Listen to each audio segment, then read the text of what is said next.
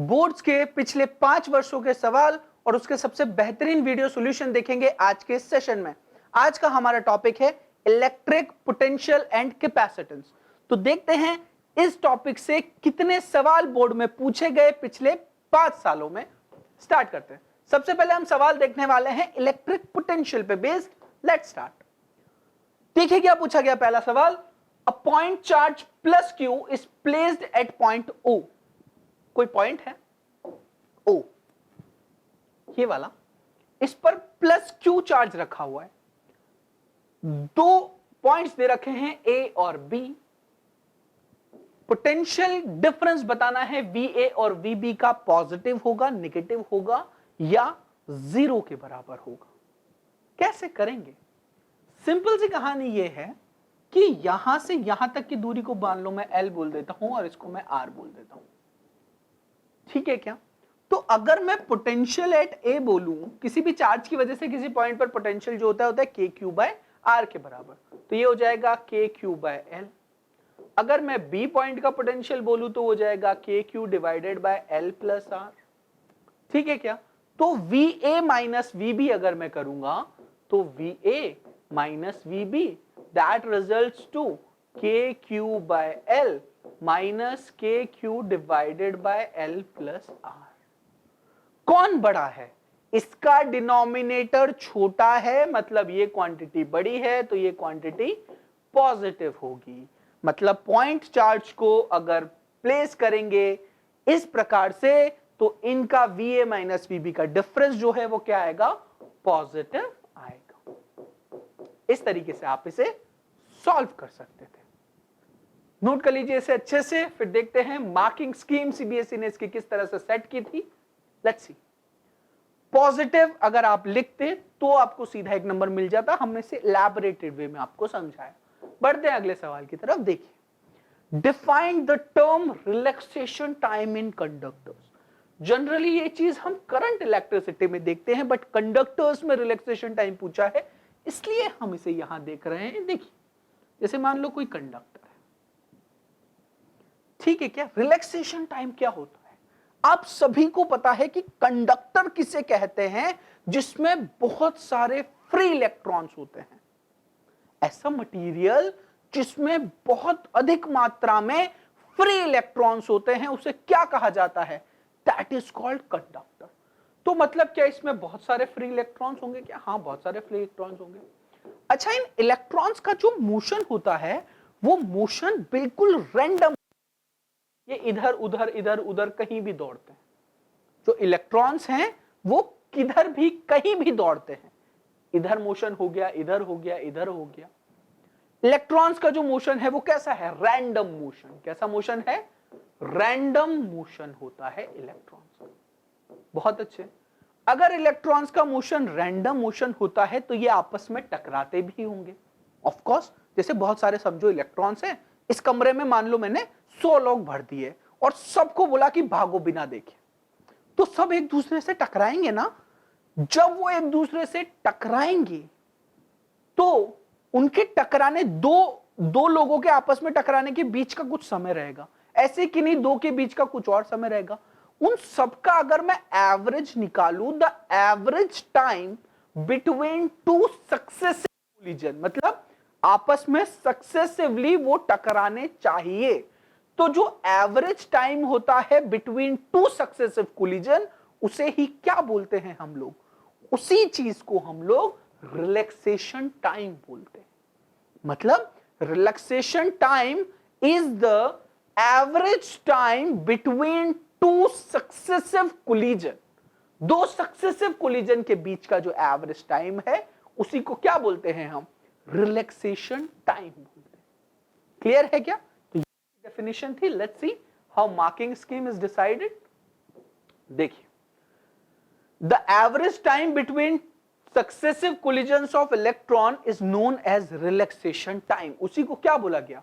Relaxation time बोला गया। अगला सवाल, what is electrostatic shielding and how is this property used in actual practice? Is the potential in the cavity of a charge conductor is zero. 2-3 बातें इन्होंने बोली। Let's see how it goes. देखिए simple सी कहानी, क्या करेंगे हम लोग, electrostatic shielding को समझते हैं पहले। जैसे मान लो ये कोई कंडक्टर है और कंडक्टर के अंदर कैविटी है, मान लो ये कंडक्टर है और उसके अंदर एक कैविटी है। Let's suppose there is a conductor with cavity. अब आप ऐसे समझो कि कंडक्टर के अंदर जो चार्ज है वो प्लस क्यू चार्ज है, यहां बाहर कोई स्मॉल क्यू चार्ज रखा हुआ है ना, मेरी बात समझना। ये वाली जो सरफेस है, इस सरफेस को मैं S1 बोल रहा हूं, इस सरफेस को मैं S2 बोल रहा हूं। तो अगर मैं बात करूं कि electric field inside the conductor की, तो electric field inside the conductor तो जीरो ही होना पड़ेगा। मतलब कि electric field inside the conductor जो होता है वो जीरो होता है, ये हम सबको पता है। क्यों? क्योंकि इलेक्ट्रॉन्स जो हैं वो इस प्रकार से मूव करते हैं विपरीत दिशा ऑफ इलेक्ट्रिक फील्ड, तो वो अपनी खुद की एक इंड्यूस इलेक्ट्रिक फील्ड जनरेट कर लेते हैं और वो वैल्यू तब तक बढ़ती रहेगी, मतलब इलेक्ट्रॉन तब तक बढ़ते रहेंगे जब तक कि वो एक्सटर्नल इलेक्ट्रिक फील्ड को कैंसिल ना कर दे। क्लियर है क्या?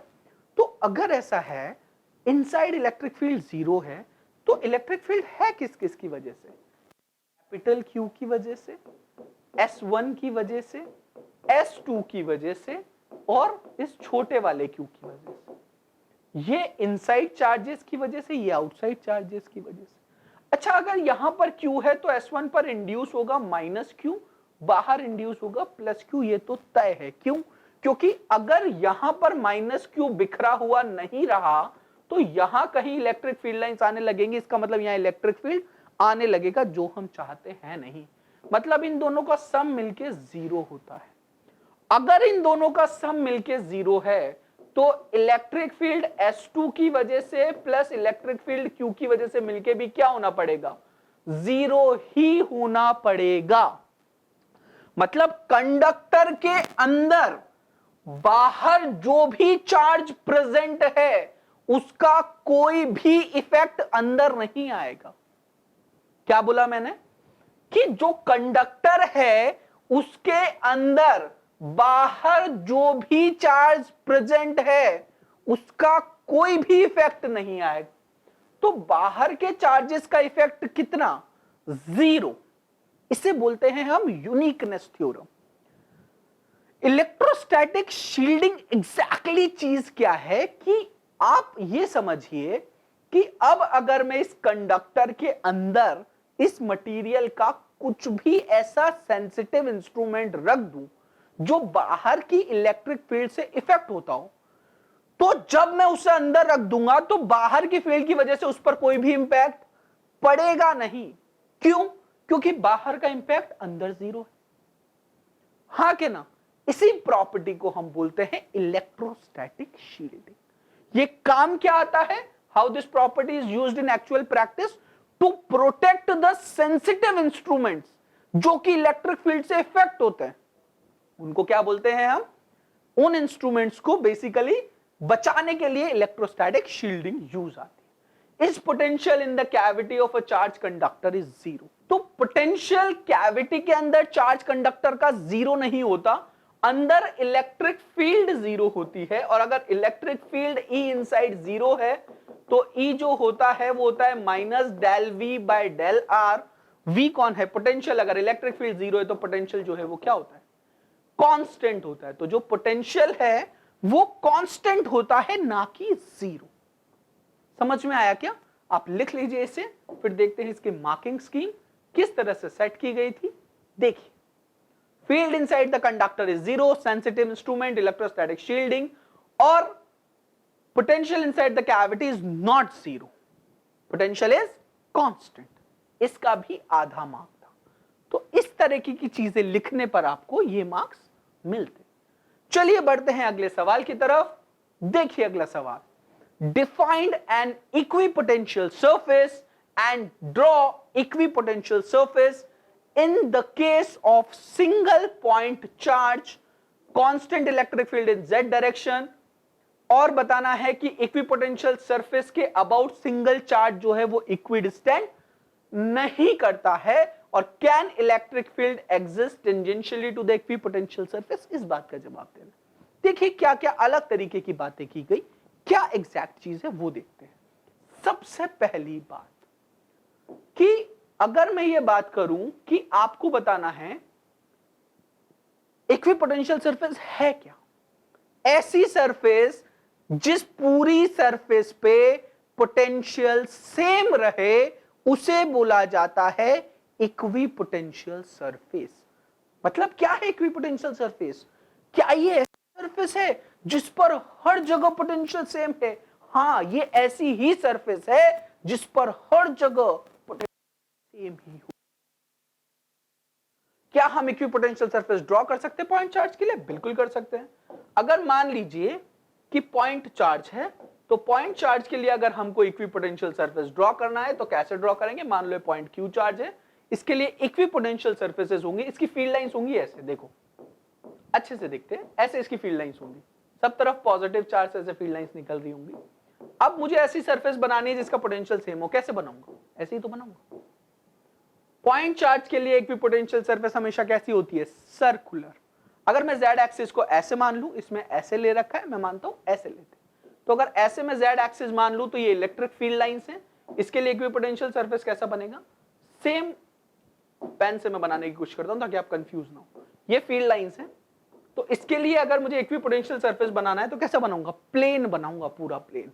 इधर से अगर फील्ड लाइंस आ रही है तो पूरा ये वाला जो प्लेन होगा वो इक्विपोटेंशियल होगा, तो this plane will be equipotential. ठीक है क्या? बहुत अच्छे, लिख लीजिए अच्छे से इसे, फिर हम आगे बढ़ते हैं। अगला पार्ट देखिए, इफ द फील्ड लाइंस, क्या फील्ड लाइंस टेंजेंशियल हो सकती है? नहीं, ऐसा पॉसिबल नहीं है। क्यों?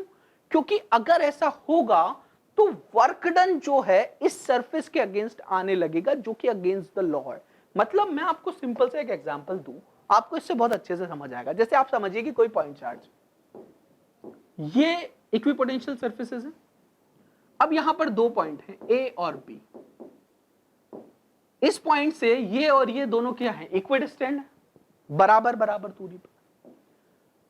ए से बी तक जाने में जो वर्क डन है from going from A to B, वो है 0 के बराबर, क्योंकि वर्क डन जो है वो बेसिकली कितना होता है? Q V A minus V B के बराबर।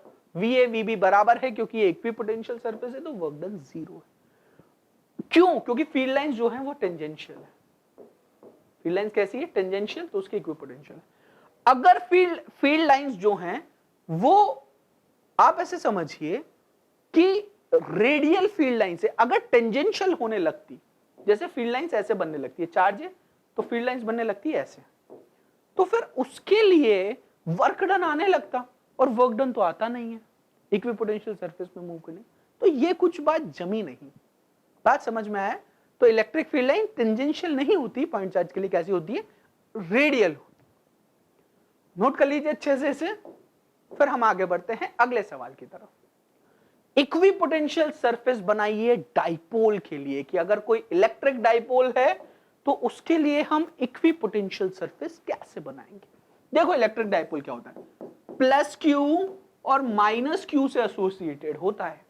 तो इसकी फील्ड लाइंस तो यार मुझे पता है कैसी बनती है, पॉजिटिव से टर्मिनेट होके नेगेटिव में जाती हैं। जो फील्ड लाइंस होती है वो तो इस प्रकार की होती है, ये तो तय है। ठीक है क्या? इस प्रकार की कुछ फील्ड लाइंस होती हैं, पॉजिटिव से फील्ड लाइंस निकलती है और नेगेटिव में टर्मिनेट होती हैं, इस प्रकार का कुछ। ठीक है क्या? ये क्या बनाया मैंने? ये मैंने फील्ड लाइंस बनाई है, इक्विपोटेंशियल सरफेस नहीं है। इक्विपोटेंशियल सरफेस में अब ड्रॉ करूंगा ब्लू पेन से। देख, हमें इक्विपोटेंशियल सरफेस बनानी है ऐसा कि मैं जैसे जाता जाऊं वहां पे पोटेंशियल सेम होता जाए। पोटेंशियल सेम, ध्यान से समझना। तो कैसा बनेगा? कुछ इस प्रकार का चित्र बनेगा।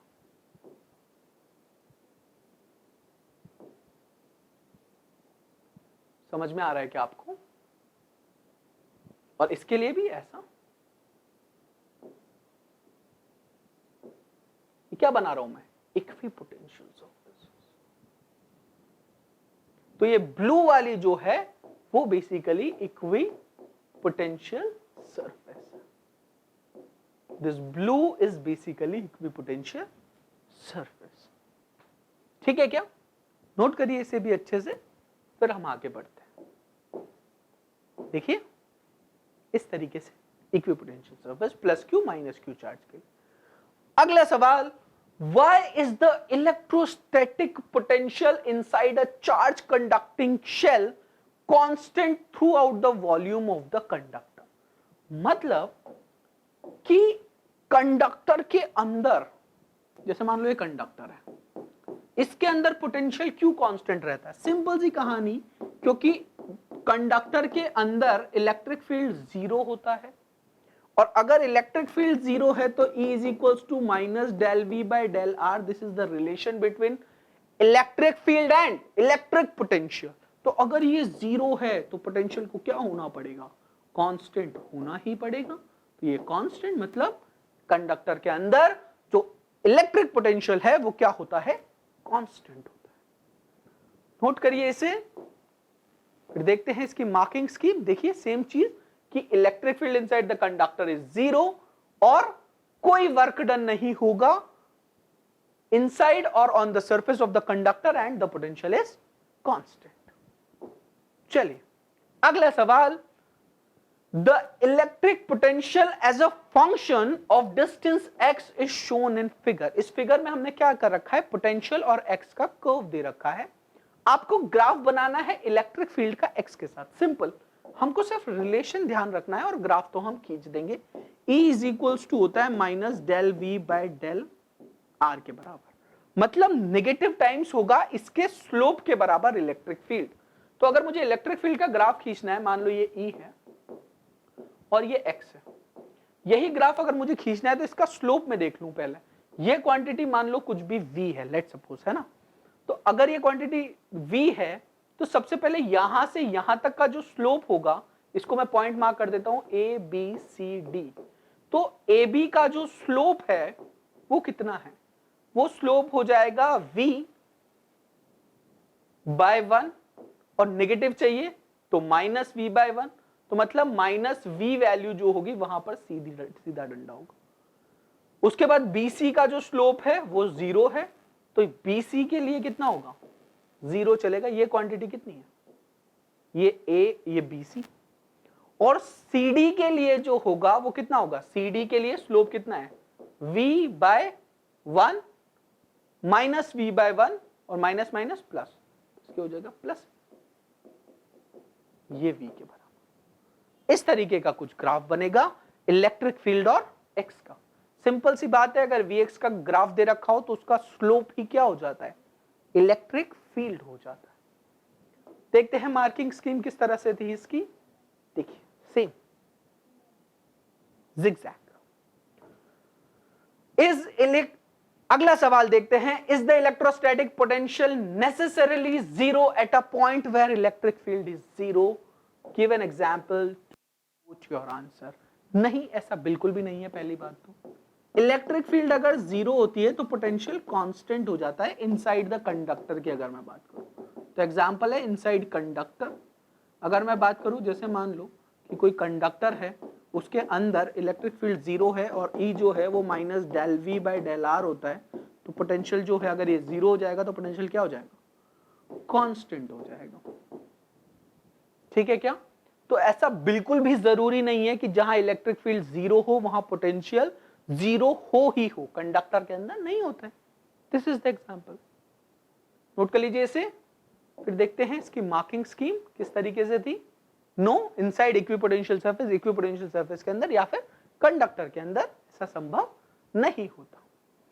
आगे देखते हैं, a proton is released from rest in an electric field. कोई इलेक्ट्रिक फील्ड है, मान लो इस प्रकार से, ठीक है क्या? उसमें एक प्रोटॉन को रिलीज किया। प्रोटॉन मतलब प्लस चार्ज, मतलब प्लस क्यू। उसको रिलीज किया तो ये इधर ही मूव करेगा, पहली बात तो। हाँ क्या ना? वो मूव करने लगा in the region of potential. क्या होगा इसमें? तो सिंपल सी कहानी, ये तो आपको पता ही है कि E इज इक्वल्स टू क्या होता है? Minus del V by del R. तो V initial minus V final is equals to integration of E dot dr होता है। मतलब इलेक्ट्रिक फील्ड की दिशा में पोटेंशियल हमेशा हमेशा घटता है। Potential decreases, potential decreases in the direction of electric field, या फिर हम इस चीज को ऐसे भी समझ सकते हैं कि इलेक्ट्रिक फील्ड हमेशा फ्लो करती है हायर पोटेंशियल से लोअर पोटेंशियल की तरफ। दोनों ही बातें सही है आपकी अंडरस्टैंडिंग के हिसाब से। आप सेट कर सकते हैं कि आपको कैसे समझ में आएगा, ठीक है ना।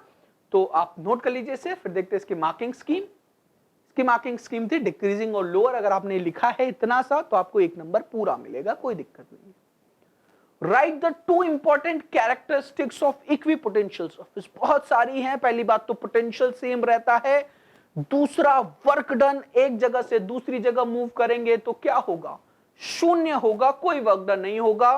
और इलेक्ट्रिक फील्ड हमेशा नॉर्मल रहती है, किससे, इक्विपोटेंशियल सरफेस से सारे पॉइंट्स पर। कोई भी 2 आप लिख सकते हैं जो आपका मन करे, ठीक है क्या। बढ़ते हैं अगले सवाल की तरफ। Draw the equipotential surface corresponds to electric field lines in Z direction. सबसे पहले जेड डायरेक्शन की इलेक्ट्रिक फील्ड लाइंस। तो जेड डायरेक्शन के लिए अगर आपको फील्ड लाइंस बनानी है, ये सेम ही कहानी हो गई इस तरीके से। अगर मुझे जेड डायरेक्शन की इलेक्ट्रिक फील्ड लाइन चाहिए तो उसके लिए इक्विपोटेंशियल सरफेस कैसा होगा, एक प्लेन होगा। और डाइपोल वाला हम देख चुके हैं पहले। तो ये क्या है, this is equipotential surface, it's a plane. Equipotential surface, और क्या है ये equipotential surface, it's a plane, ठीक है क्या। इस एक्सिस का प्लेन अगर ये z है। चलिए आगे बढ़ते हैं, लेट्स सी। ये हम ऑलरेडी देख चुके हैं पिछले चैप्टर में। आगे बढ़ते तो चलिए देखते हैं अब सवाल based on electric potential energy. Potential energy पे बेस्ड किस प्रकार के सवाल पूछे गए, लेट्स सी।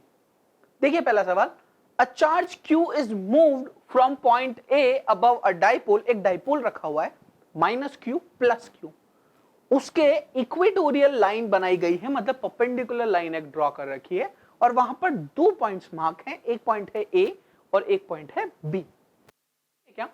अब आपको यह बताना है कि बिना एक्सेलरेशन के हमने एक चार्ज q, छोटे q को मूव कराया A से B तक, मतलब एक स्मॉल चार्ज q, छोटा q हम लेके गए, उसको A से B तक हमने मूव कराया, ठीक है क्या।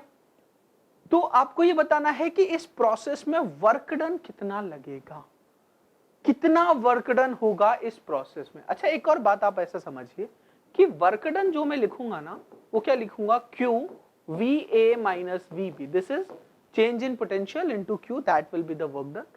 A अगर पॉइंट मान लो r दूरी पर है, ये भी r दूरी पर, तो यहां पर जो डाइपोल होगा वो कितना होगा, KQ/r²।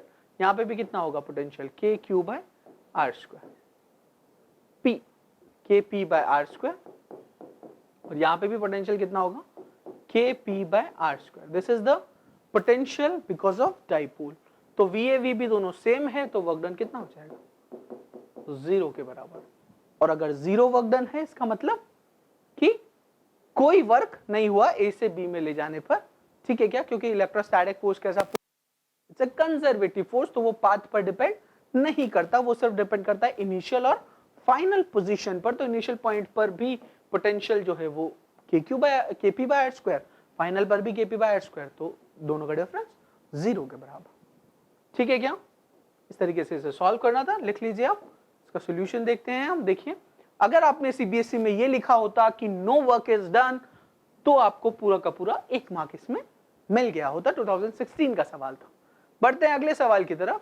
देखिए क्या है अगला सवाल, what is the amount of work done in moving a point charge Q around a circular arc of radius R at the center of which another charge Q is located। आप ऐसे समझो कि एक सेंटर है, उस पर छोटा Q रखा हुआ है, ये वाला सर्कल ये बनाएगा अपनी रेडियस का, R रेडियस का। तो एक सर्कुलर आर्क जो ये बनाने वाला है, वो सर्कुलर आर्क कैसे बनाने वाला है, ऐसी कुछ सर्कुलर आर्क बनाने वाला, ठीक है क्या।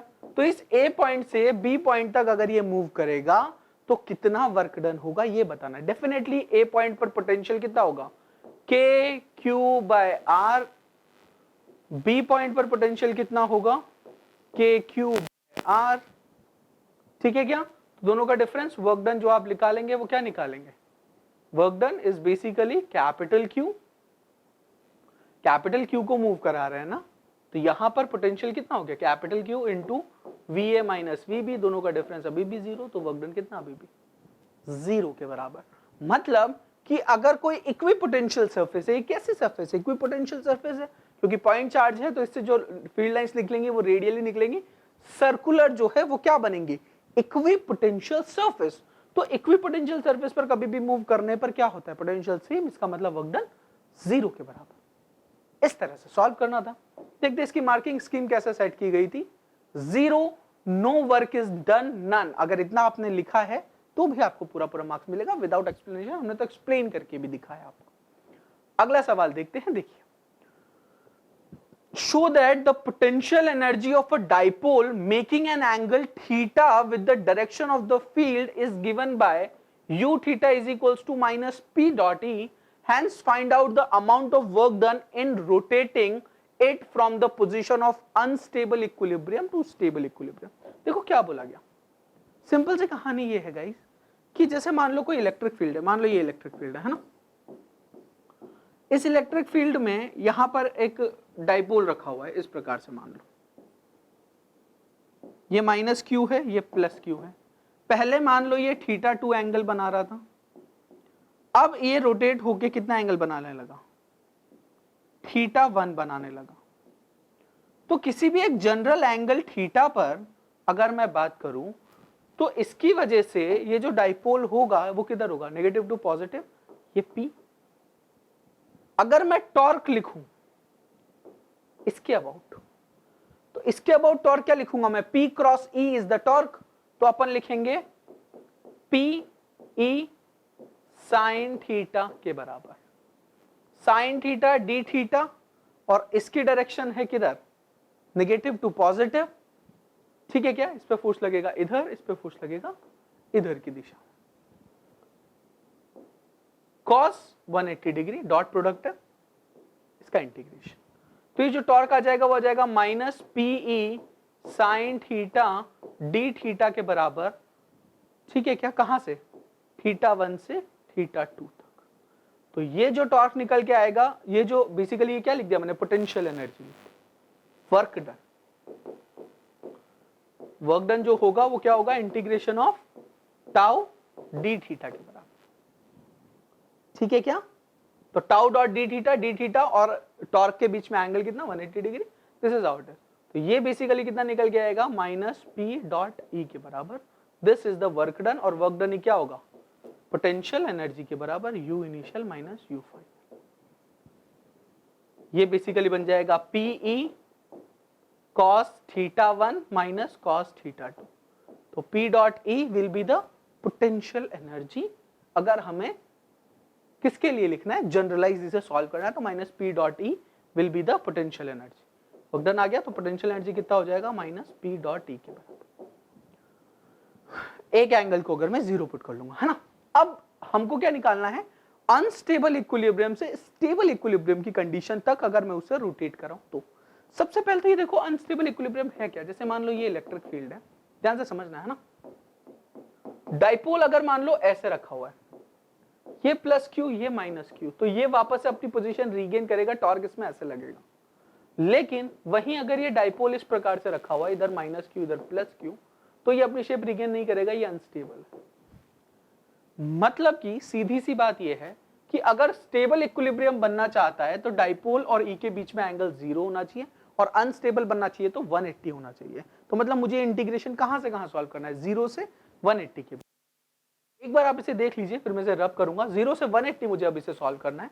तो 0 से 180 अगर मैं लिखूंगा, ध्यान से देखिए, तो यही क्वांटिटी क्या बन जाएगी? देखिए, delta U equals to minus P dot E sine theta d theta, और इंटीग्रेशन कहां से कहां?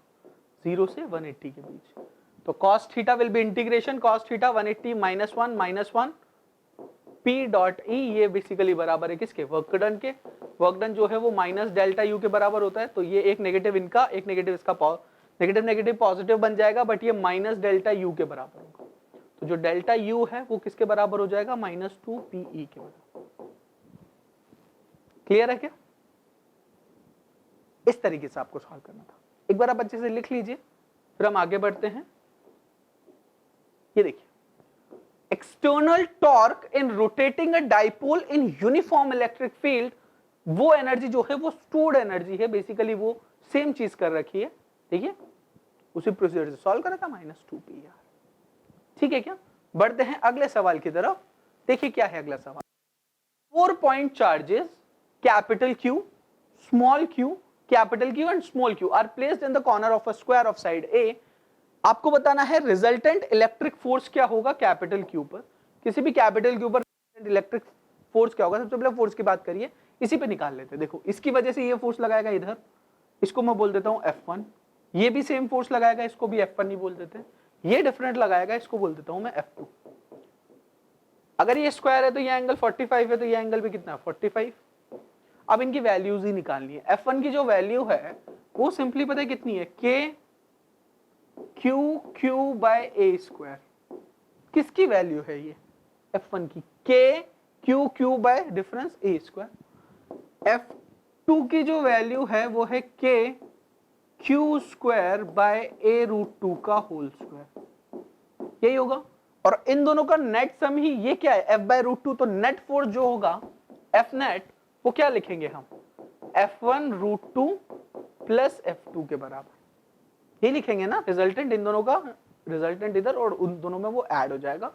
तो F1 की वैल्यू आ जाएगी K Q a square root 2 plus F2 की value K Q square by 2a square.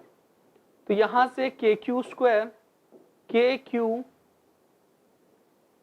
By a square तो common आ गया, ये बच गया Q रूट 2 प्लस बड़ा Q by 2। This is the net force. तो कितने एंगल पे, 45 डिग्री के एंगल पे होगा। ऐसे सॉल्व करना था, कुछ नहीं है, फोर्स लिखना है, वेक्टोरियली सॉल्व करना है, खत्म कहानी। नोट कर लीजिए इसे, फिर हम आगे। पोटेंशियल एनर्जी और निकालना था। अब पोटेंशियल एनर्जी कैसे निकालेंगे? देखो सबसे पहले पोटेंशियल एनर्जी क्या होता है, अगर दो चार्जेस प्लेस्ड है r दूरी पर, पोटेंशियल एनर्जी होता है K Q1 Q2 by r के बराबर। बट एक कॉम्बिनेशन एक ही बार लेना है। अब इससे लिखना शुरू करते हैं, सिस्टम की लिखनी है तो सारे कॉम्बिनेशन हमको लेने। मैं लिखना शुरू करता हूँ ना पोटेंशियल एनर्जी। सबसे पहले इसकी, तो सबसे पहले इसकी लिख लेता हूँ। इसको 1 2 3 और 4 ऐसे नाम दे देते हैं ताकि हमको कंफ्यूजन ना। सबसे पहले मैं लिख रहा हूँ 1 2 की, है ना। तो ये हो जाएगा K Q बाय A, 1 2 की हो गई। अब लिखो 1 और 4 की, तो 1 और 4 की लिखी तो K Q बाय A, ये हो गया किसका 1 2 का, ये हो गया किसका 1 4 का। लिखते चलो ताकि दिक्कत ना आए, हम कंफ्यूज ना हो। अब लिखूंगा मैं 1 और 3 का, तो 1 3 का लिखोगे K Q square by A root 2 का होल स्क्वायर। क्लियर है क्या? ये हो गया 1 3 और प्लस, अब 2 से लिखो। 2 1 हो चुका है, 2 3 हो चुका है क्या? नहीं, 2 3 नहीं हुआ, तो 2 3 लिखो K Q बाय A, ये 2 3 हो गया। 2 4 भी नहीं हुआ, K Q square by A root 2 का होल स्क्वायर। 2 वाला खत्म, बोलना पड़ेगा यार, 2 वाला खत्म हो गया ना। ये कितना हो गया, दिस इज 2 3 और ये हो गया 2 4, 2 3 हो गया, 2 4 हो गया। अब आगे लिखते हैं। आगे हमने लिखा 3 से लिखो, तो देखो 3 2 हो चुका है, 2 3 3 2 एक ही बात है। 3 1 हो चुका है क्या? हाँ वो भी हो चुका है, तो 3 4 ही बचा है एक। 3 4 will be K Q by A square, this is 3 4। ठीक है क्या? 1 2 3 4 आई थिंक हो गया है। 4 से कोई भी कॉम्बिनेशन लिखोगे हो चुका है। देखो 4 1 हो चुका है, 4 2 हो चुका है, 4 3 हो चुका है, सब हो चुका है। ठीक है क्या? तो इन सबको ऐड कर लेंगे, आंसर आ जाएगा। उसमें क्या ऐड करके कितना हो जाएगा, 4 times of K Q by A plus K Q square by 2A square plus K छोटा Q square by 2A square. ठीक है क्या? This is the potential energy. तो कुल मिला के ये कहानी है, ये पोटेंशियल एनर्जी हमको लिखनी थी। ठीक है क्या? अच्छे से एक बार इसे नोट कर लीजिए आप, फिर हम आगे बढ़ते हैं। इस तरह से आपको कभी भी कोई भी सवाल आए, आपको अगर किसी भी सवाल में इलेक्ट्रिक फोर्स या पोटेंशियल एनर्जी लिखनी, ध्यान क्या रखना है, इलेक्ट्रिक फोर्स हमेशा वेक्टोरियली लिखना है और पोटेंशियल एनर्जी स्केलर क्वांटिटी है, तो सबका सम एक बार आ जाना चाहिए, वो पेयर, दैट्स इट। देखिए इसका सॉल्यूशन, मार्किंग स्कीम कैसे सेट थी। अगर आपको फोर्स लिखना था तो प्रॉपर्ली आपको इस तरह से लिखना था, एक एक चीज स्टेप वाइज, उसके मार्क्स थे, डायग्राम का मार्क्स था, और उस तरह से रिजल्टेंट फोर्स। और अगर आपको पोटेंशियल एनर्जी लिखना था तो इस तरह से पेयर लिखना था, इस चीज का आधा आधा नंबर था दोनों स्टेप का। ठीक है क्या? आगे बढ़ते हैं, देखते हैं और सवाल। देखिए 3 point charges q minus 4q and 2q are placed at the vertices of an equilateral triangle। एक इक्विलेटरल ट्रायंगल है ABC, उसकी वर्टिसेस पर 3 पॉइंट चार्जेस रखे हुए हैं ABC, साइड लेंथ L है। आपको एक्सप्रेशन बताना है electric force acting on charge Q पर कितना फोर्स एक्ट कर रहा होगा। सेम सवाल है पिछली बार जैसा ही, या ध्यान दीजिए ये -4q इस पर इधर फोर्स लगाएगा, वो लगाएगा K 4kq square divided bye L square, अगर L लेंथ है तो, और ये 2q इधर लगाएगा, that will B 2kq square divided bye L square. और अगर ये एंगल 60 है तो ये एंगल भी कितना है, 60 है, और ये 60 है तो ये भी 60 है, बीच में एंगल 120 डिग्री। अब इन दोनों का रिजल्टेंट सॉल्व करना है, काम खत्म हो गया। रिजल्टेंट सॉल्व कर लेते हैं। तो एफ नेट जो लिखूंगा मैं kq square by L square को f लिख लेता हूं, तो ये बेसिकली 2f हो गया और ये बेसिकली 4f हो गया, अगर आप ध्यान से देखो। ठीक है क्या? तो एफ नेट जो आएगा वो बेसिकली कितना आएगा, under root of F A square plus B square plus 2ab cos theta. तो सबसे पहले a square that is 2f square 4f square plus 16f square plus 2 f1 f2 that is 2f 4f cos 120 degree is 1/2 with negative sign, तो ये sign negative कर दो, to this sign as negative, F square minus this one 2, इसने इसको मार दिया। ठीक है क्या? तो जो रिजल्टेंट निकल के आएगा वो निकल के आएगा कितना, एफ स्क्वायर तो एफ तो कॉमन ले लो, एफ बाहर under root of 4 plus 16 minus 8 plus 4 12 मतलब 4 3 जा, तो 2√3f, that will be answer, that will be 2√3, f will be kq square by L square. This is the net force acting on the charged particle small q, छोटे वाले q पर इतना force लग रहा होगा। ठीक है क्या? चलिए b वाला क्या है, find out the amount of work done to separate the charges at infinite distance। मतलब वर्क डन बताना है कि इन चार्जेस को इनफाइनाइट डिस्टेंस के लिए हम सेपरेट कर पाए। बहुत अच्छे। तो सबसे पहले आप देखो कि अगर ये सारे चार्जेस एक साथ क्लब टुगेदर हैं तो इनकी कुछ पोटेंशियल एनर्जी होगी। वो पोटेंशियल एनर्जी कितनी होगी, इसकी, और इनको इनफाइनाइट से लाके यहां तक लाने में जो वर्क करना पड़ेगा वही इसकी पोटेंशियल एनर्जी के बराबर होता है बेसिकली। तो हमको क्या निकालना है, वर्क डन अगर हमसे पूछा जाए हमको बेसिकली पोटेंशियल एनर्जी लिख देनी है। पोटेंशियल एनर्जी कैसे लिखोगे, के Q 4kq square by L square, एक तो ये प्लस एक इन दोनों के पेयर की k 2kq square by L square plus एक इन दोनों के पेयर की 4 8 kq square by L square. ठीक है क्या? इसको सॉल्व कर लेंगे, आंसर आ जाएगा। इन चार्जेस को इनफाइनाइट डिस्टेंस तक सेपरेट करने के लिए इतनी एनर्जी चाहिए होगी। ठीक है क्या? कर लीजिए, फिर हम आगे बढ़ते हैं। देखिए इस तरीके से सॉल्व करना था, फोर्सेस लिखने थे F1 F2 और पोटेंशियल एनर्जी जो है ये फोर्स लिखना था, पोटेंशियल एनर्जी जो है सेम तरीके से सॉल्व करना था। सॉल्व कर लेंगे, आंसर आ जाएगा। ठीक है क्या? So this is the proper procedure. आधा नंबर आपको ये फॉर्मूला लिखने का था, आधा नंबर आपको टोटल फाइनल आंसर निकाल के देने का था। वर्क डन जो है वो माइनस टाइम्स ऑफ क्या होता है, पोटेंशियल एनर्जी के बराबर, तो उसको नेगेटिव को पॉजिटिव कन्वर्ट करके हम लिख देंगे। ठीक है क्या? आगे बढ़ते हैं। देखिए अगला क्वेश्चन, द वर्क डन, अगला सवाल क्या पूछा गया, देखिए 2020 में पूछा गया सवाल, the work done in moving a charge particle between 2 points in an electric field, एक यूनिफॉर्म इलेक्ट्रिक फील्ड है, उसमें वर्क डन बताना है एक चार्ज पार्टिकल का 2 पॉइंट से पास होने वाला, does not depends on the path followed by the particle why. ऐसा पूछा गया है कि मान लो कोई इलेक्ट्रिक फील्ड है, ठीक है क्या, किन्हीं भी 2 पॉइंट से, मान लो कोई पॉइंट है ए और बी, इनके बीच में जो वर्क डन होगा वो कभी भी इनके पाथ पे डिपेंड नहीं करेगा। ऐसा क्यों? रीजन सिंपल सा है, क्योंकि इलेक्ट्रिक फील्ड जो है या इलेक्ट्रोस्टैटिक फोर्स, मोर डिफाइनिंगली अगर मैं ऐसा बोलूं कि इलेक्ट्रोस्टैटिक फोर्स जो है वो कैसा फोर्स है, इट्स अ कंजर्वेटिव फोर्स। और कंजर्वेटिव फोर्सेस के बारे में हमको पता है कि कंजर्वेटिव फोर्सेस क्या होते हैं, वो सिर्फ उसका वर्क डन इनिशियल और फाइनल पॉइंट पर ही डिपेंड करता है, उसका वर्क डन कभी भी पाथ पर डिपेंड नहीं करता है, दैट्स व्हाई। तो ये रीजन आपको लिखना था, उसके आपको फुल मार्क्स मिलते हैं। देखिए अगर आपने ये लिखा होता है electric force is conservative nature, तो आपको पूरे मार्क्स मिल जाते, अदरवाइज ये डेफिनेशन भी आप लिख सकते थे कि क्या होते हैं कंजर्वेटिव फोर्स, वर्क डन जो है वो पाथ पर डिपेंड नहीं होना चाहिए, दिस इज द डेफिनेशन। बढ़ते हैं अगले सवाल की तरफ, देखिए क्या है अगला सवाल। 2 point charges Q1 Q2 are kept at a distance of R12 in air।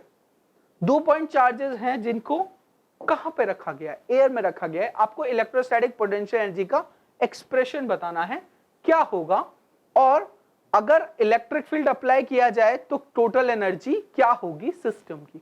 बहुत अच्छा, सबसे पहले आप ये देखो कि अगर कोई चार्जेस है, जैसे एक चार्ज है Q1, दूसरा चार्ज है Q2, इन दोनों को एक सर्टेन डिस्टेंस पे रखा हुआ है R12 पे, तो आपको ये बताना है कि इलेक्ट्रोस्टैटिक पोटेंशियल एनर्जी क्या होगी सिस्टम की।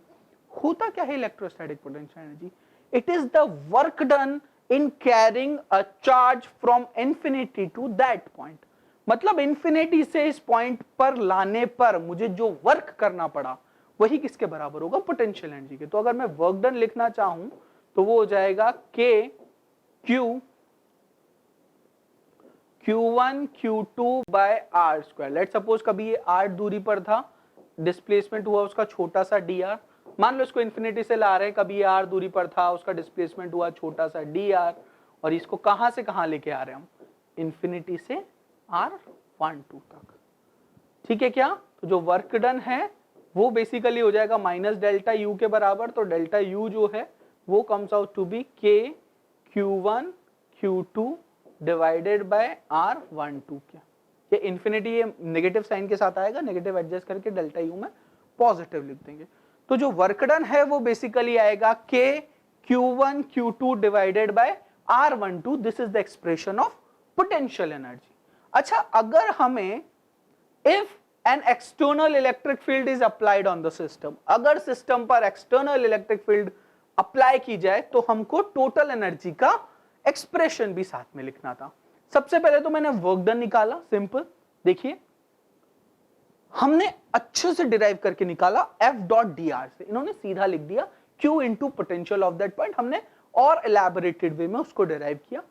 रादर देन अगर पोटेंशियल की बात करें कि पोटेंशियल कैसे लिखना था, तो आप ही बताओ कि टोटल एनर्जी जो है सिस्टम की, टोटल एनर्जी जो होती है सिस्टम की, अगर सबसे पहले मैंने Q1 को लिखा तो उसके लिए Q1 V1, ये पहले वाले चार्ज को जब मैं लेके आया उस एक्सटर्नल इलेक्ट्रिक फील्ड में, दूसरे वाले को लाया तो Q2 V2, और प्लस दोनों की combined energy that will be K Q1 Q2 by R12 के बराबर।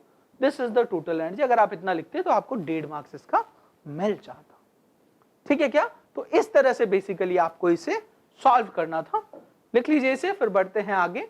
देखिए अगला सवाल, 3 point charges plus 1 microcoulomb minus 1 microcoulomb and 2 microcoulomb are initially at infinite distance apart। ये दोनों एक दूसरे से infinity distance पर थे।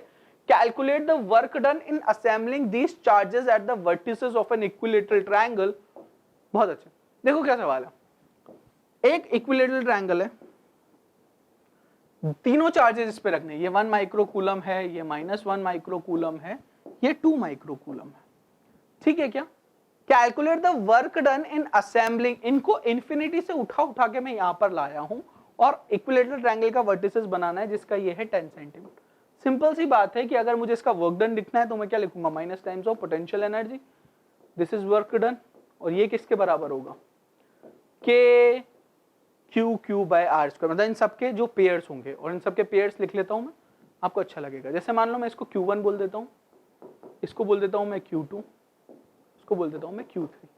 देखो मैं क्या लिख, मुझे लिखना है के Q1 Q2 बाय आर, जो भी डिस्टेंस है आर या ए बोल दो, इक्विलेटरल ट्रायंगल है, प्लस के Q2 Q3 बाय ए प्लस के Q1 Q3 बाय ए, ये लिखना था, ठीक है क्या।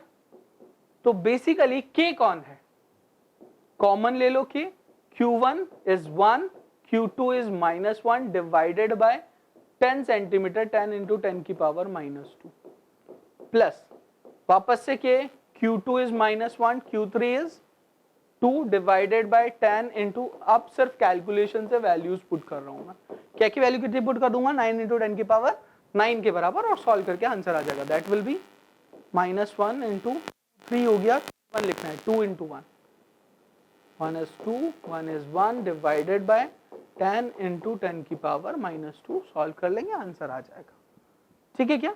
ये बेसिकली इस तरह से आपको सॉल्व करना है। दिखा देता हूं इसकी मार्किंग स्कीम कैसे सेट की गई, देखिए सेम प्रोसीजर, के का वैल्यू लिख लिया 9 इंटू 10 की पावर 9 और सॉल्व कर दिया, सिंपल। चलिए तो अब देखते हैं सवाल जो कि पूछे गए कैपेसिटेंस टॉपिक से। देखिए क्या सवाल, अ parallel plate capacitor C1 having a charge Q is connected to an identical uncharged capacitor C2 in series। एक पैरेलल प्लेट कैपेसिटर है C1 जिस पे चार्ज Q है, उसको कनेक्ट किया गया है एक अनचार्ज कैपेसिटर C2 से।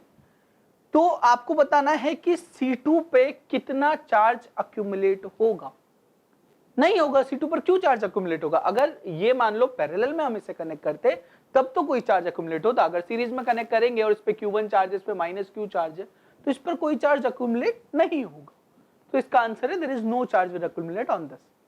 3 आइडेंटिकल कैपेसिटर्स, सबका कैपेसिटेंस बी पार्ट इसका 3 माइक्रोफैराड है, are connected in series and in parallel combination with a common source V। Ratio of energies बताना है स्टोर्ड इन कॉन्फ़िगरेशन की, एनर्जी स्टोर्ड बतानी है कैसे होगी। देखो मैं ये सिंपल सी बात बोलता हूं कि 3 कैपेसिटेंस अगर सीरीज में कनेक्टेड है, मान लो ऐसे 3 3 3, तो इनका जो C इक्विवेलेंट होगा सीरीज का, इसको मैं C डैश बोल देता हूं, दैट विल बी 1 माइक्रोफैरड। और अगर तीनों पैरेलल कनेक्टेड हैं तो पैरेलल में क्या होंगे, डायरेक्ट ऐड हो जाएंगे, तो पैरेलल वाले का C double dash will be 9 microfarad. अब जो एनर्जी, इनको एक बैटरी से मैंने कनेक्ट कर दिया जो V वोल्ट का बैटरी है, there is a V volt battery which is connected, तो इनकी एनर्जीज का रेशियो बताना है। इसकी एनर्जी होगी half C dash into V square, और इसकी एनर्जी होगी half C double dash into V square, ये E1 और ये E2। अगर इसको बोलूं तो ये जाएगा हाफ 1 इंटू V स्क्वायर, और E2 जो है वो जाएगा half 9 into V square. Ratio कितना हो जाएगा, E1 बाई E2 का रेशियो जो है हो जाएगा 1/9, यानी 1:9 will be the ratio of this, ठीक है क्या, नोट कर लो इसे इस तरीके से। तो बेसिकली सीरीज में जो है वो 1 माइक्रोफैराड है, पैरेलल में जो है वो 9 माइक्रोफैराड है, रेशियो जो है वो 1:9। अगला सवाल देखिए, two parallel plate capacitors X and Y, दो पैरेलल प्लेट कैपेसिटर है, एक X है और एक Y है, सेम एरिया है प्लेट का, और क्रॉस सेक्शन जो है वो सेम है, separation between them, X has air between the plates where Y contains dielectric, इसके अंदर डाइलेक्ट्रिक है जिसका डाइलेक्ट्रिक कांस्टेंट 4 है, ठीक है क्या। क्या पूछा गया, देखिए आपसे पूछा गया calculate the capacitance of each capacitor if the equivalent capacitance of the combination is 4 microfarad.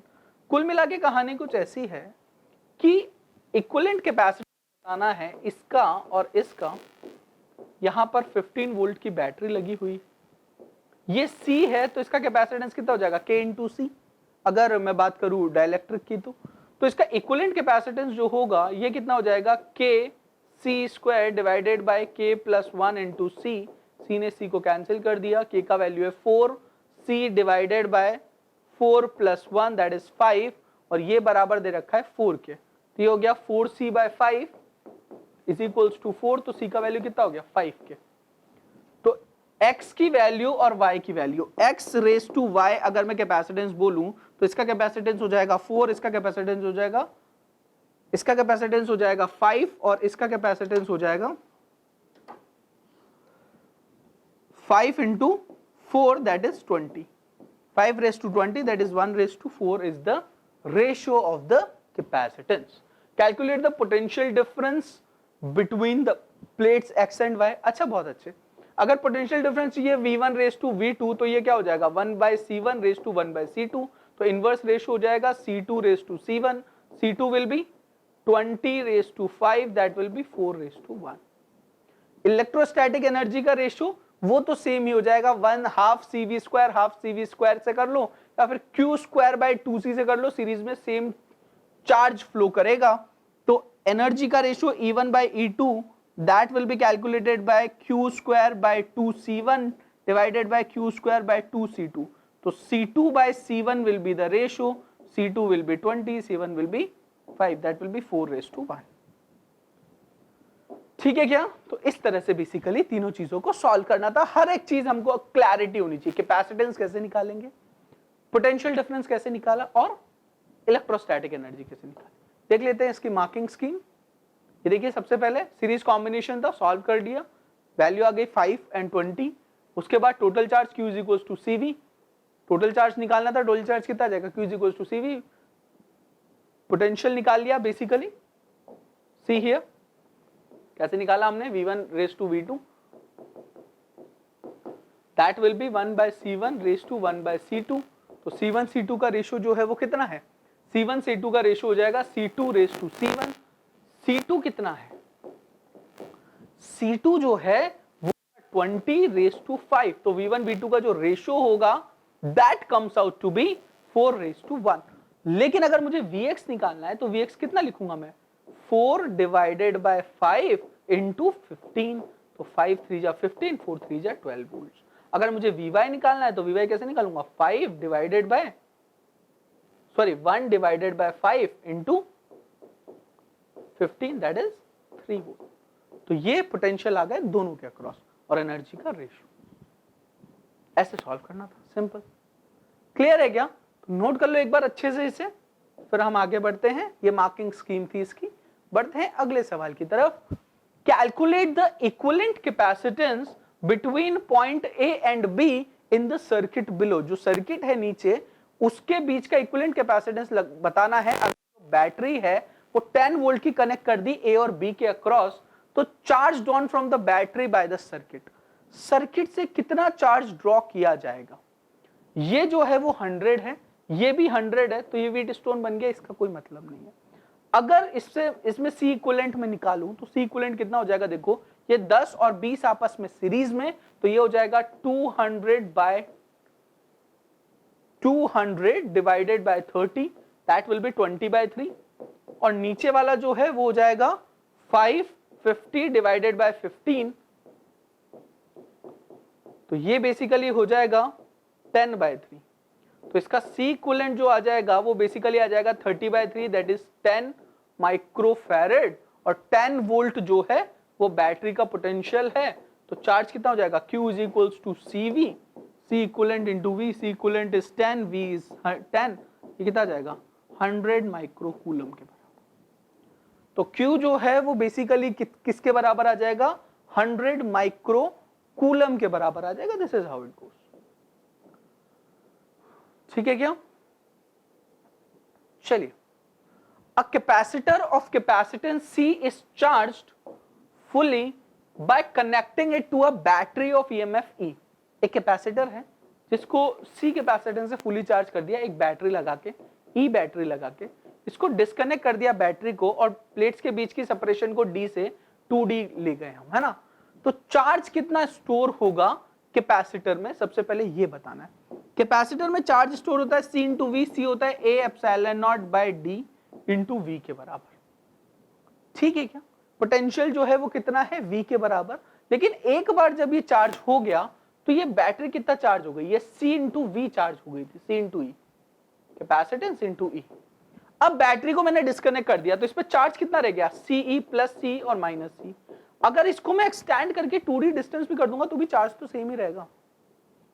बात समझ में आ रही है क्या? तो charge will remains the same क्योंकि कोई ट्रांसफर ऑफ चार्ज नहीं हुआ है। अगर मैं इलेक्ट्रिक फील्ड की बात करूं तो इलेक्ट्रिक फील्ड जो है वो क्या होता है, sigma by epsilon naught, sigma क्या हो जाएगा, Q by A epsilon naught. Separation का इस पे भी कोई इंपैक्ट नहीं आएगा तो इलेक्ट्रिक फील्ड भी क्या रहेगा, सेम ही रहेगा। बट अगर मैं एनर्जी स्टोर्ड की बात करूं तो एनर्जी स्टोर्ड जो है वो basically Q square bye 2C है। और अगर वो Q स्क्वायर बाय 2C है तो Q square divided by 2C का value A epsilon naught by D। अगर D बढ़ेगा तो एनर्जी भी क्या होगा, बढ़ेगा। तो अगर सेपरेशन डबल कर दिया तो एनर्जी भी कितनी हो जाएगी, डबल हो जाएगी। ये इसका एक्सप्लेनेशन था और इस तरह से इसकी मार्किंग स्कीम्स थी, ये सब आपको लिखना था। अच्छे से आप नोट कर लीजिए इसे भी। फिर हम बढ़ते हैं आगे, देखते हैं अगला सवाल। Find the ratio of potential difference that must be applied across the parallel and series combination of two capacitance C1 and C2 in the ratio 1:2 so that the energy stored in the two cases will become the same। मतलब आप ऐसे समझो कि potential difference must be applied across the series parallel and series combination of two capacitance C1 है, C2 है। इनका जो ratio है ये रेशियो बेसिकली 1:2 है। C1 और C2 जो है उनका रेशियो आपस में कितना है, 1:2। Find the ratio of potential difference, potential difference का रेशियो बताना है अपने को, of the combination of two capacitance C1 C2 with their capacitance ratio 1:2 so that energy stored in the two cases will become same. मतलब इसमें जो energy stored रहे वो सेम रहे। बहुत अच्छे। तो अगर एनर्जी स्टोर रहेगी तो वो क्या रहेगी, हाफ CV स्क्वायर, ठीक है क्या, divided by half C2 into V square, ये बराबर होना चाहिए। ठीक है क्या, मतलब पोटेंशियल जो है वो उस तरह से वेरी करना चाहिए। ये रेशियो कितना होना चाहिए, ये 1 के बराबर होना चाहिए। और इस कॉम्बिनेशन से अगर मैं लिखना चाहूं तो इस कॉम्बिनेशन से कैसे लिखूंगा, C1 रेस टू C2 जो है वो 1/V1 रेस टू 1/V2 होता है। हाँ क्या ना, तो V1 raise to V2 will be C2 raise to C1। अगर मुझे V2 लिखना है तो मैं क्या लिखूंगा, ये हो गया कितना, 2:1, तो 2/3 इंटू V पहला, और V1 कैसे लिखूंगा, सॉरी ये V1 है, V2 कैसे लिखूंगा, 1/3 इंटू V। मतलब जो टोटल पोटेंशियल होगा V वो कैसे डिवाइड होगा, सीरीज कनेक्शन की बात कर रहे हैं अपन, है ना, applied across the parallel and series connection of capacitance C1 C2। तो एक बार सीरीज में कनेक्टेड है, एक बार पैरेलल में कनेक्टेड है। ये दो बातें अपने को दे रखी है। जब ये सीरीज में कनेक्टेड होंगे और जब ये पैरेलल में कनेक्टेड होंगे तो इसकी एनर्जी जो होगी वो हो जाएगी कितनी, सेम करंट फ्लो करेगा, Q square bye 2C, C कितना हो जाएगा, C1 C2 divided by C1 plus C2, ये हो जाएगा एनर्जी। इसका एनर्जी जो होगा वो कैसा होगा, दोनों पैरेलल हैं तो ये जुड़ जाएंगे, C1 C2, तो हो जाएगा half C1 plus C2 into V square. दोनों के रेशियोज को इक्वेट कर लेंगे और रेशियो आ जाएगा किसका, पोटेंशियल डिफरेंस का। देखिए कैसे सिंपल। अगर सीरीज कॉम्बिनेशन था तो दोनों को हमने क्या कर लिया, ऐड कर लिया। पैरेलल कॉम्बिनेशन में दोनों को क्या कर लिया, ऐड कर लिया, सीरीज में 1/, के रेशियो में सॉल्व कर लिया, एनर्जीज को सेम कर लिया, उन दोनों का रेशियो ले लिया। सिंपल कहानी, ठीक है क्या। बढ़ते हैं अगले सवाल की तरफ। देखिए, find the equivalent capacitance between A and B in the combination given below. Each capacitor is of 2 microfarad capacitance. 2 microfarad capacitance जो है उसका कैपेसिटेंस हमको लेना था। ध्यान दो, ये तीनों पैरेलल में, इक्विवेलेंट निकालना है। तो इसका पैरेलल कितना हो गया, 2/3, उसके साथ सीरीज में ये और ये, हाँ क्या ना। तो दो, अगर ये दो सॉरी, अगर ये दो माइक्रो फैरेड के कैपेसिटेंस है तो इनका सीरीज कितना हो गया 6 के साथ, ये किसमें है, दो किसमें है, पैरेलल में, तो सॉरी सीरीज में, तो सीरीज में सॉल्व करेंगे तो कैसे लिखेंगे, C equivalent will be 1/6 plus 1/2 plus 1/2, ठीक है क्या, तो 1/2 1/2 1 के बराबर हो गया, 7/6, तो C equivalent कितना आ गया 6/7 माइक्रो फैरेड के बराबर, ठीक है क्या, इस तरह से सॉल्व करना था। 7 वोल्ट की अगर बैटरी कनेक्टेड करी गई तो कितना चार्ज ड्रॉ करेगा, Q इज इक्वल्स टू क्या होता है, C इंटू V, C का value 6/7 into 7 that is 6 micro coulomb is the charge जो कि लिया गया। चलिए देखिए इसी तरीके से इसको सॉल्व कर रखा है। आगे बढ़ते हैं अगले सवाल की तरफ। Two identical parallel plate capacitor A and B are connected by a battery, जो कि V वोल्ट की बैटरी है उससे कनेक्ट किया गया है। स्विच को ओपन कर दिया फ्री स्पेस में और प्लेट्स को फिल्ड कर दिया डाइलेक्ट्रिक कांस्टेंट K से। रेशियो बताना है टोटल इलेक्ट्रोस्टैटिक एनर्जी का जो कि स्टोर्ड होगा। करना क्या है, कुछ नहीं, सबसे पहले इसको कनेक्ट किया था तो ये अगर C कैपेसिटेंस है तो यहाँ पे CE हो जाएगा, ये -CE हो जाएगा। अब यहां से इसको हटा के ये स्विच S को कनेक्ट कर दिया, तो जब S स्विच को कनेक्ट करेंगे तो ये ऑलरेडी चार्ज है +C -CE से, और इसके साथ मैंने ये कनेक्ट कर दिया दूसरा जिसका कैपेसिटेंस है C, ये A है ये B। क्लियर है क्या? टोटल इलेक्ट्रोस्टैटिक एनर्जी जो कि स्टोर रहेगी कैपेसिटेंस में before and after introduction of the dielectrics. Dielectric को इंट्रोड्यूस करने के बाद इलेक्ट्रोस्टैटिक एनर्जी कैसे डिफर करे, तो सिंपल सी बात है कि पहले अगर इलेक्ट्रोस्टैटिक एनर्जी हाफ CV² था तो C विल बी KC, तो अभी इलेक्ट्रोस्टैटिक एनर्जी क्या हो जाएगा, हाफ KCV²। दोनों का रेशियो ले लेंगे और इसे सॉल्व कर देंगे। देखिए कैसे किया गया, सिंपल, सबसे पहले जो एनर्जी स्टोर्ड है वो निकाल लिया, उसके बाद KCV लिख दिया energy stored in capacitance A, और अगर मुझे कैपेसिटेंस B में निकालना है एनर्जी स्टोर्ड तो energy stored in B that will B Q²/2, C कितना हो जाएगा KC के बराबर, ठीक है क्या, यही लिख के आगे सॉल्व करेंगे। देखिए Q²/2 KC, इसको सॉल्व कर लिया, टोटल एनर्जी ऐड कर दिया और दोनों का रेशियो ले लिया। पहले एनर्जी कितनी थी, हाफ CV² और C कितना था 2C के बराबर, तो वो हो गया CV², दोनों का रेशियो ले लिया, ratio will be 2K divided by K² plus 1 के बराबर। आगे बढ़ते हैं, अगला सवाल देखिए क्या सवाल है। In the figure shown, network 5 capacitors are connected with 100 volt supply. Calculate the total energy stored. कितनी एनर्जी स्टोर होगी टोटल, इसका C इक्विवेलेंट निकालना आसान है। ये 1 और 2 दोनों किसमें पैरेलल में, ये 3 और 3 किसमें, दोनों पैरेलल में, तो 3 और 3 आपस में दोनों पैरेलल में हैं, तो इसका इक्विवेलेंट कैपेसिटेंस कितना हो जाएगा 6। 3 और 3 आपस में पैरेलल में हैं, तो पैरेलल में इनका जो कैपेसिटेंस हो जाएगा वो हो जाएगा 6, इसका हो जाएगा कितना 2 और 1 का पैरेलल 3, तो 6 और 3 और 2 ये तीनों किसमें आ गए, सीरीज में, तो बेसिकली 6 और 3 किसमें आपस में, अभी भी पैरेलल में, क्योंकि ये इससे और इससे कनेक्टेड है और ये दोनों आपस में कनेक्ट हो जाएंगे। Basically 6 × 3 divided by 18, 6 × 3 divided by 9 that will be 2 microfarad, और एक ये 2 सीरीज में, तो ये कितना हो गया 4 माइक्रोफैरेड हो गया C इक्विवेलेंट।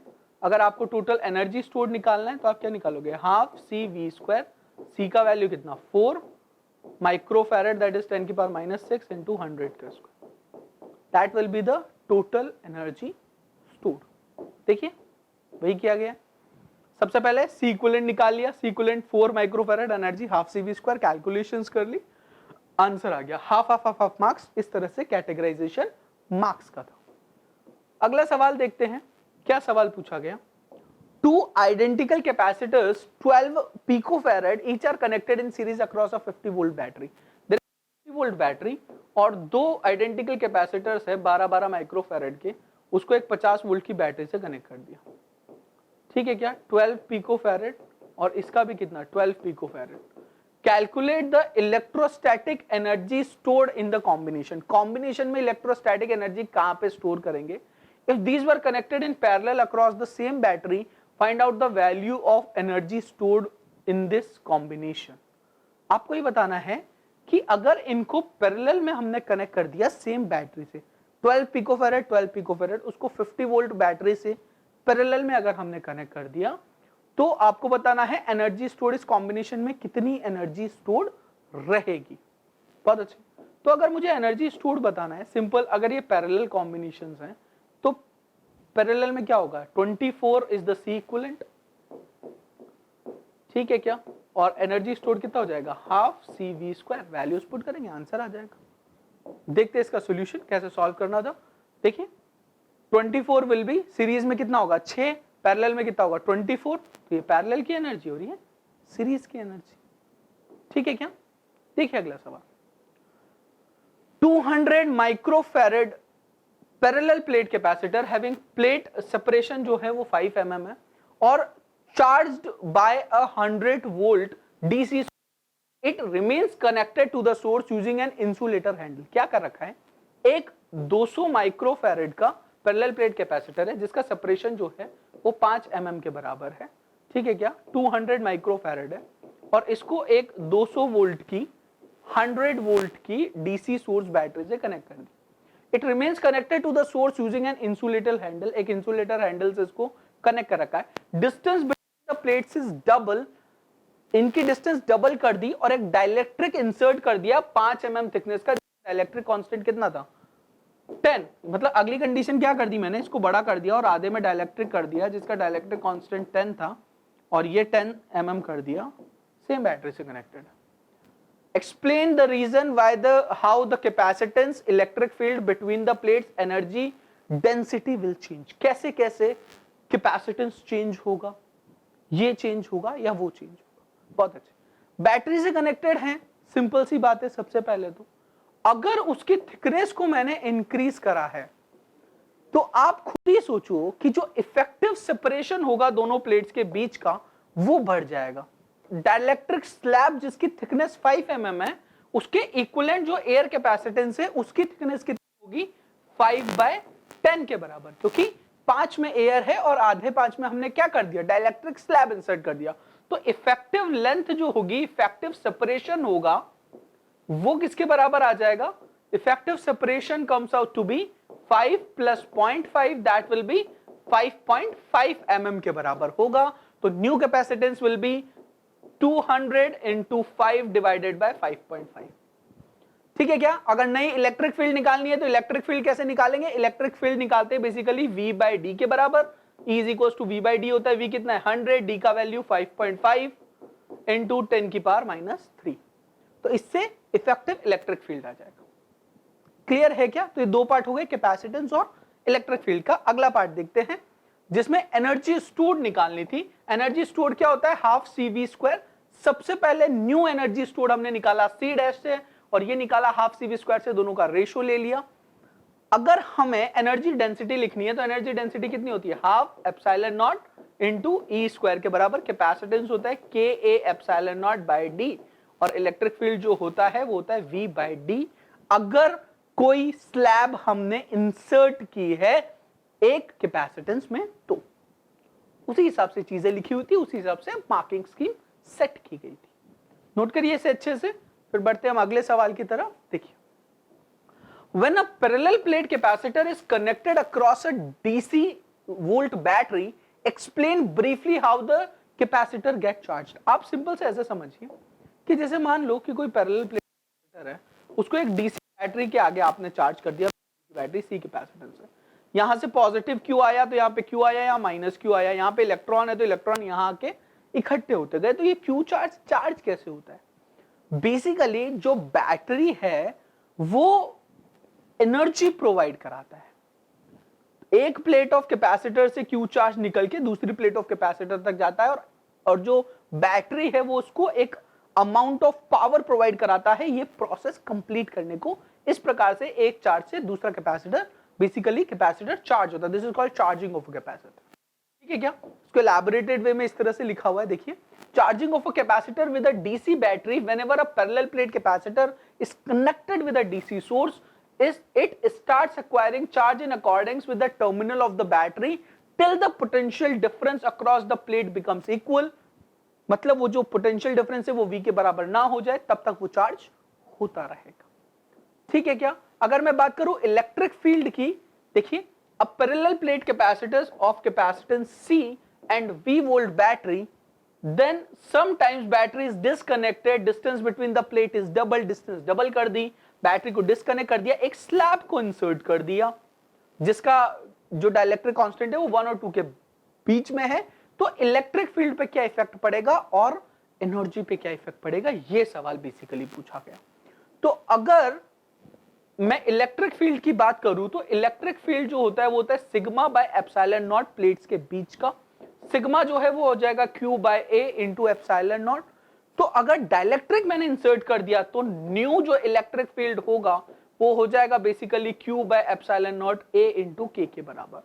तो ये बाय द फैक्टर ऑफ 1 के डिक्रीज हो जाता है इलेक्ट्रिक फील्ड अगर हमने कोई डाइलेक्ट्रिक को इंसर्ट कर दिया। अगर हमने एनर्जी स्टोर्ड की बात करें तो पहले जो एनर्जी स्टोर्ड थी वो कितना हो जाएगा Q square bye 2C। Final energy store जो हो जाएगी Q square bye 2C dash, और अभी C डैश जो है वो किसके बराबर आ जाए, KC के बराबर। ठीक है क्या? तो ये बेसिकली, और सेपरेशन भी कितना हो जाएगा 2 टाइम्स हो जाएगा, तो C का वैल्यू यहां पर इसको C1 ही लिखो, तो ये हो जाएगा Q square by 2K A epsilon naught by D, और इसका क्या हो जाएगा Q square by 2A epsilon naught by D, इसका वैल्यू 2D के बराबर। तो ये बेसिकली 2U बाय K के बराबर हो जाएगा।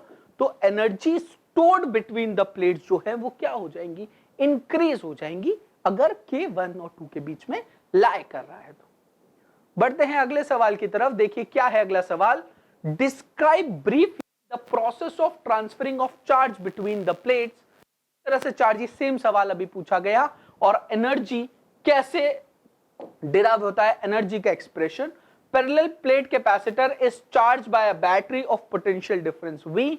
It is connected from a battery and disconnected to another uncharged capacitor of the same capacitance. इनका रेशियो बताना है एनर्जी का। सेम काम जो हम बार बार कर चुके हैं वही काम फिर से करना है। सबसे पहले डिफाइन करना है कि कैसे पॉजिटिव टर्मिनल से चार्ज निकल के नेगेटिव टर्मिनल तक जाता है और कब तक चार्ज होता रहता है, जब तक V वोल्ट उसके कैपेसिटर के अक्रॉस ना आ जाए। अगर मैं बात करूं इसकी पोटेंशियल एनर्जी की, तो पोटेंशियल एनर्जी कितनी होती है, हाफ CV स्क्वायर, और एनर्जी कैसे निकालते हैं, work done in carrying a charge V into DQ के बराबर। ठीक है क्या? तो जो DW होगा वो क्या बराबर हो जाएगा, V का value Q by C into DQ, 1 by C common, Q DQ, इसको इंटीग्रेट कर लो 0 से Q तक, तो ये हो जाएगा half Q square bye C। ठीक है क्या? और बेसिकली अगर आप देखें तो Q is equals to CV होता है, तो यहां से क्या आ जाएगा, हाफ CV स्क्वायर। कोई सा भी फॉर्मूला आप निकाल सकते हैं, वन ऑफ द सेम।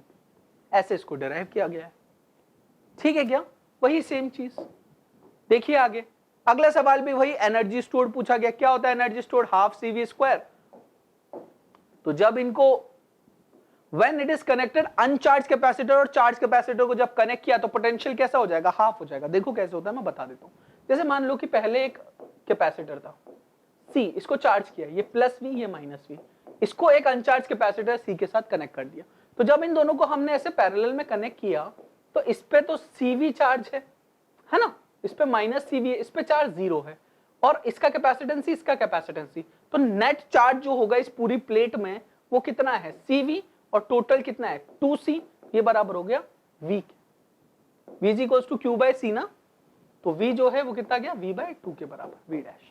तो इनका जो पोटेंशियल है वो कितना हो गया, V बाय 2 के बराबर। ये ऐसे आता है बिकॉज वो पूरी जो चार्ज है वो तो आइसोलेटेड चार्ज है, आइसोलेटेड प्लेट है, और आइसोलेटेड प्लेट में क्या होगा, चार्ज जो है वो कंजर्व रहेगा। इसलिए एनर्जी स्टोर जो है वो हमने निकाल ली, हाफ C V बाय 2 का होल स्क्वायर, एक के लिए, दूसरे के लिए भी हाफ C V बाय 2 का होल स्क्वायर। पहले कितना था, हाफ CV स्क्वायर, दोनों का रेशियो ले लिया, ratio comes out to be 1:2 के बराबर। नोट करिए इसे अच्छे से।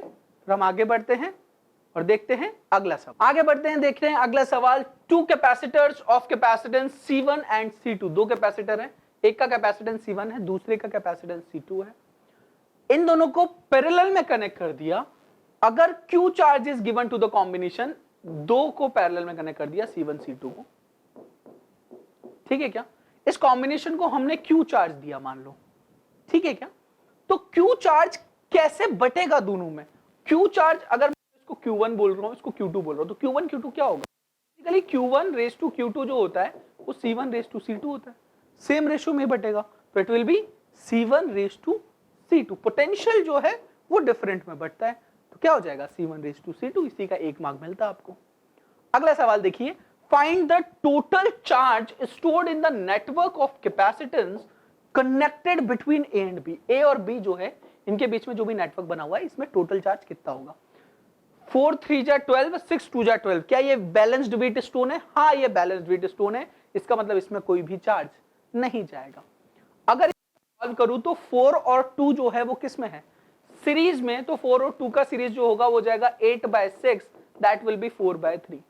दूसरा 6 और 3 का अगर सीरीज है तो ये कितना हो जाएगा 18/9, दैट इज 2, और ये जुड़ा हुआ है 3 वोल्ट बैटरी से, तो basically 4/3 plus 2, that will be 3 LCM, 4 plus 3 2 जा 6, that is 10/3, ये C इक्विवेलेंट आ गया, C इक्विवेलेंट कितना आ गया 10/3 के बराबर, तो चार्ज Q जो है वो किसके बराबर है, CV के बराबर, C is 10/3, V is 3, that means 10 microcoulomb, that will be the charge which is transferred from this to this, ठीक है क्या, इस तरह से होगा। देखिए 10 माइक्रोकूलम, नेट कैपेसिटेंस निकाल लिया, Q is equals to CV लगा दिया।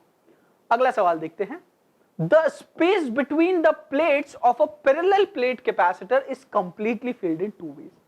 बेसिकली क्या है कि पैरेलल प्लेट कैपेसिटर था, उसके बीच का जो स्पेस है वो दो तरीके से भरा गया, एक में पूरा डाइलेक्ट्रिक कांस्टेंट भर दिया, दूसरे को ब्रेक कर दिया d/2 एक में K1 भर दिया, एक में K2 भर दिया।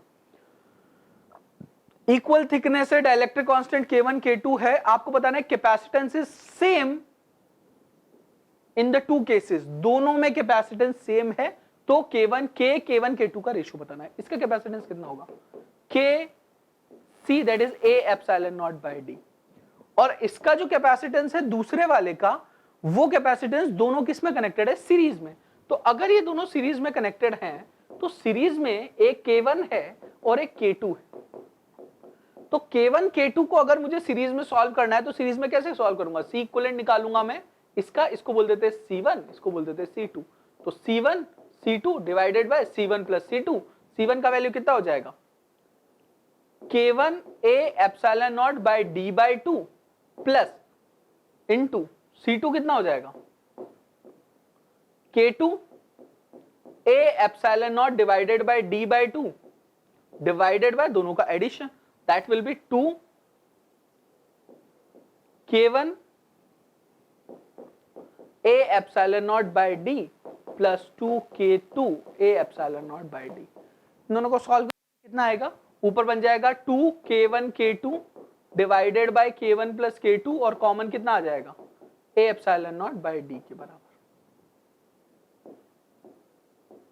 K1 प्लस K2 नीचे कितना आ जाएगा A epsilon naught by D के बराबर, दोनों को इक्वेट कर देंगे तो K का वैल्यू कितना आ जाएगा 2 K1 K2 divided by K1 plus K2, simple था, उसमें क्या है, बस ध्यान ये रखना है कि अगर कभी भी कोई डाइलेक्ट्रिक इंसर्ट कर दिया कैपेसिटर में तो उसका कैपेसिटेंस इंक्रीज हो जाएगा by the factor of K से, ठीक है क्या, हाफ मार्क इसका था, हाफ मार्क इसका, और हाफ मार्क ये लिखने का था। बढ़ते हैं अगले सवाल की तरफ, देखिए क्या है अगला सवाल, फिर से वही रिपीटेशन सवाल का, derive an expression for the energy stored in parallel plate capacitor. अरे पैरेलल प्लेट कैपेसिटर की एनर्जी स्टोर तो हम निकाल चुके, एक बार फिर से देख लेंगे, जिसका V वोल्टेज है, how this energy is stored in the capacitor, इसका B पार्ट भी देख लेते हैं।